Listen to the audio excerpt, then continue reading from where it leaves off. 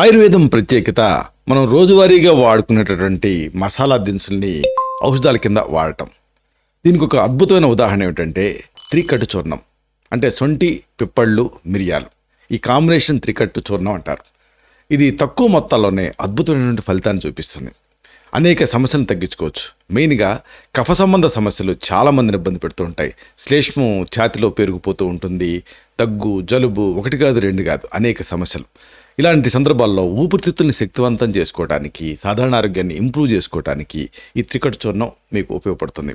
ఇంతకీ దీన్ని ఎలా వాడాలి, ఎంత మొత్తాల్లో వాడాలి, అలాగే దీన్ని ఎలాంటి సమస్యలు తగ్గించుకోవడానికి వాడుకోవచ్చు, ఈ మొత్తం వివరాలని ఈ వీడియోలో మనం తెలుసుకుందాం.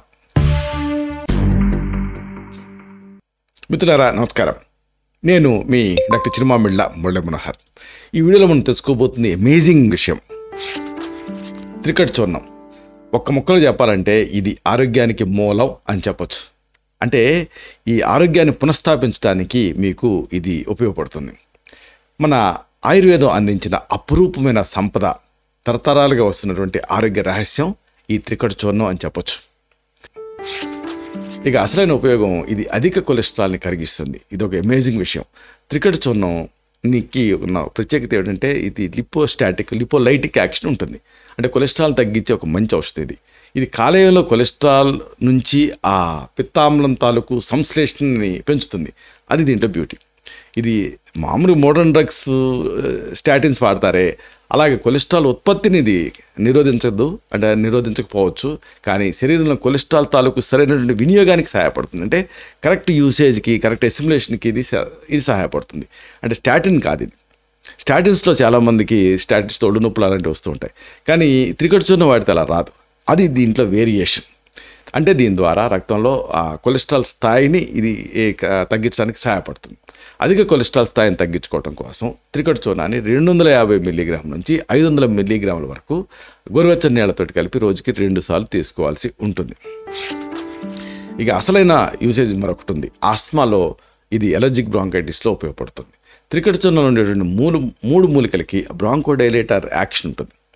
అంటే లోపల ఉండేటువంటి శ్వాసనాళ అనేది వెడల్పు చేస్తుంది.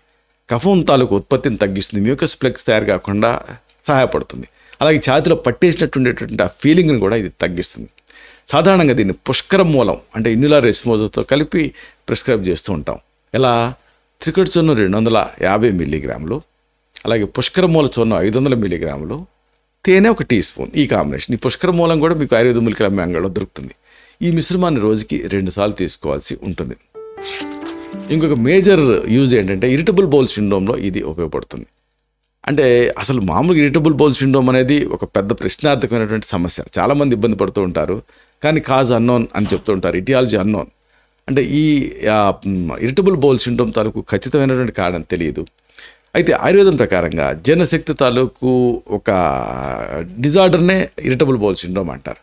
అంటే జీర్ణశక్తి సరిగ్గా పనిచేయకపోవడం వల్ల ఇది వస్తూ ఉంటుంది.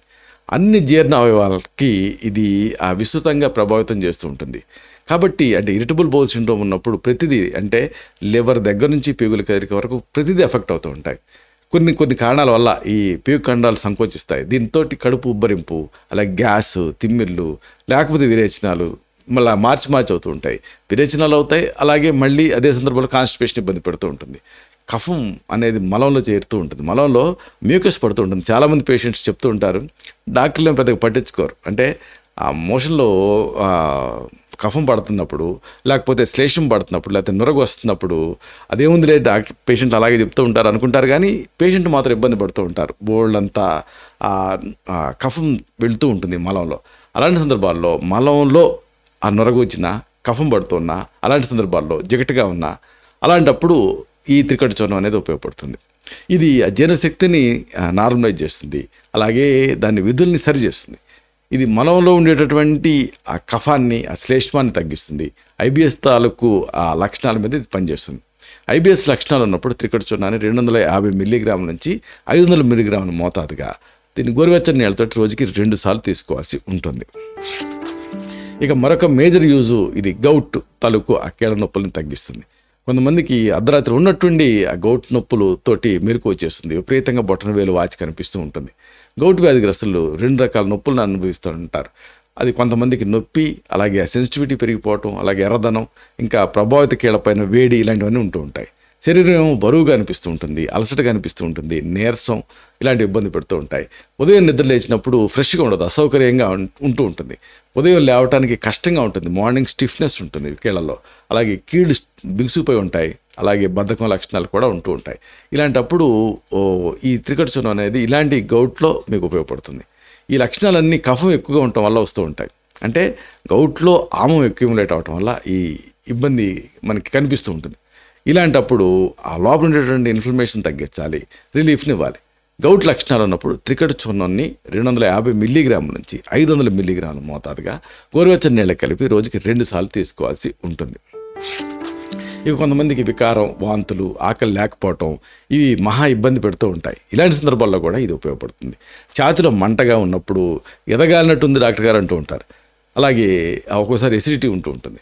అలాగే గర్భధారణలో వచ్చేటువంటి వికారం, అలాగే వాంతులు, ఇలాంటి అన్ని సందర్భాల్లోనూ త్రికట చూర్ణం ఒక గొప్ప పరిష్కారం. ఇది ఆకలిని పెంచుతుంది, అలాగే ఆ ప్రెగ్నెన్సీ టైంలో వచ్చేటువంటి వికారాన్ని కూడా తగ్గిస్తుంది. దీన్ని ఇలాంటి సందర్భాల్లో రోజుకి 2 సార్లు తక్కువ మోతాదులో, అంటే 125 మిల్లీగ్రామ్స్ నుంచి 250 మిల్లీగ్రామ్స్ వరకు వాడాల్సి ఉంటుంది.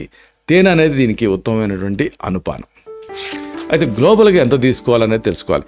ఈ మధ్య ఈ మిరియాలు పనిచేస్తున్నాయి, త్రికట చూర్ణం పనిచేస్తున్నాయి, కోవిడ్ తర్వాత చాలామంది తెలియక ఏం చేశారంటే స్పూన్లు వాడారు.